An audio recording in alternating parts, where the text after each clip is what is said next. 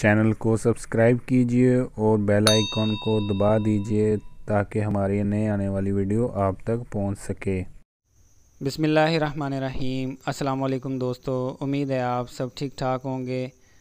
आज हम बात करेंगे कि गवर्नमेंट ऑफ पंजाब ने एक नोटिफिकेशन 10 अप्रैल 2020 को निकाला है, जिसमें बताया गया है कि कोरोना वायरस की वजह से तेज़ी से बढ़ती हुई तादाद और अलार्मिंग सिचुएशन में हर पॉसिबल मेजर्स इस्तेमाल किए जाएंगे ताकि कोरोना वायरस को रोका जा सके।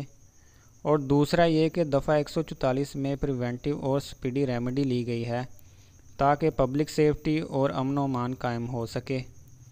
और तीसरा ये है कि किराएदारान के लिए खुशखबरी है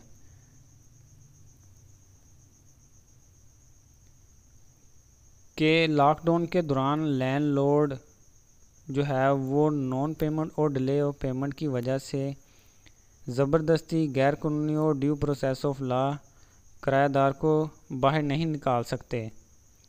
इनमें दोनों चीज़ें शामिल है, घर भी और दुकान भी। और इस नोटिफिकेशन का जो इफ़ेक्ट है वो 2 माह तक रहेगा, जब तक इसको हुकूमत पंजाब जो है वो मॉडिफाई नहीं करती।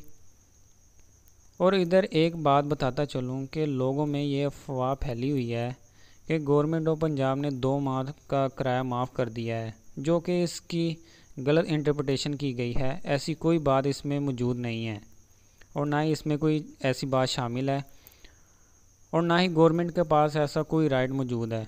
सिर्फ इस सूरत में हो सकता है कि गवर्नमेंट अपने फ़ंड से मालकान को किराया अदा कर सके, या फिर ये बिजली का बिल जो है वो माफ़ कर सकते हैं। ये किराया जो है वो माफ़ नहीं कर सकते, ये लोगों का अपना राइट है। ये थी आज की वीडियो। इसको ज़्यादा से ज़्यादा शेयर करें ताकि किरायादार जो है वो इसके इल्म में ये बात आ सके।